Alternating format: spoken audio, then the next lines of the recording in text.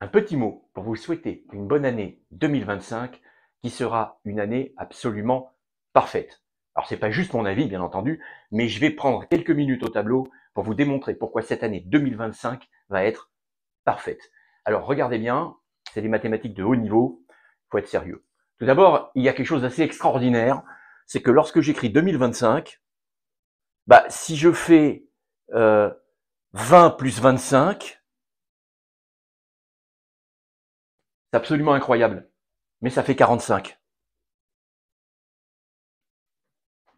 Mais le fait, l'incroyabilitude de cette chose ne s'arrête pas là. Regardez bien, et c'est ça qui va donner l'explication pourquoi 2025 sera une année absolument parfaite. 2025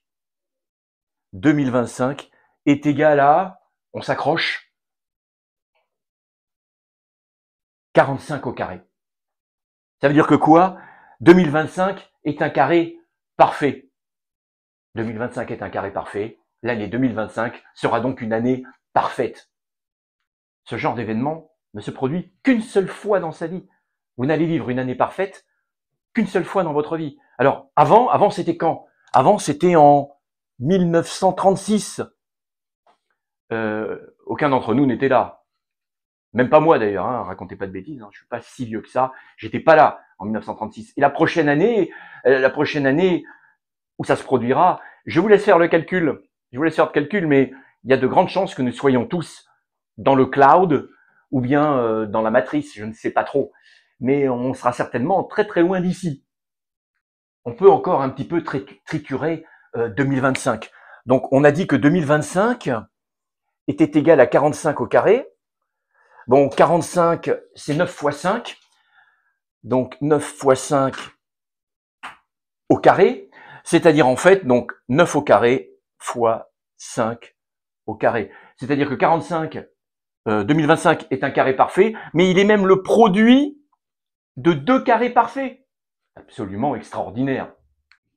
À votre avis, combien vaut 1 au cube plus 2 au cube plus etc. jusqu'à 9 au cube? À votre avis, ça fait combien? Ça fait 2025. Donc 2025 est une somme de cubes de 1 jusqu'à 9. C'est dingue. Y a-t-il un lien entre 2025 et le triangle de Pythagore, ou Pythagore d'une façon générale? Oui. Si je dessine le fameux triangle qu'on voit au collège très souvent, vous savez, celui qui fait 3, 4, 5, donc c'est le triangle rectangle vraiment avec les trois côtés, le triangle des trois nombres pythagoriciens qui se suivent, là, qui sont consécutifs, 3, 4, 5. Est-ce qu'il y a un lien avec 2025? Ben oui, parce que 2025, on a dit que c'était 45 au carré. Donc, si je multiplie tout par 9,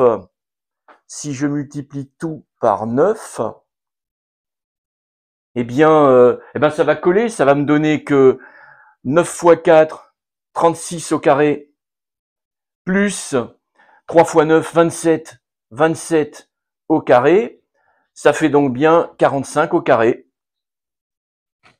Conclusion, 2025 peut s'écrire comme somme de deux carrés, 36 au carré, alors je vais le mettre dans l'ordre, 27 au carré, plus 36 au carré. Et voilà le lien entre 2025 et le triangle de Pythagore.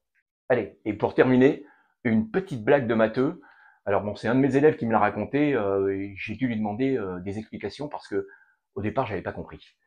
Mais voilà. Alors, la limite, quand x tend vers 8 de 1 sur x moins 8 au carré, alors c'est pas très dur, le dénominateur tend vers 0, toujours positif, etc. Donc, ça tend vers plus l'infini. Et donc, très logiquement, la limite, quand x tend vers 5 de 1 sur x moins 5 au carré, est égale à, et je répète, il a fallu qu'on m'explique parce que j'avais pas compris, est égale à, voilà.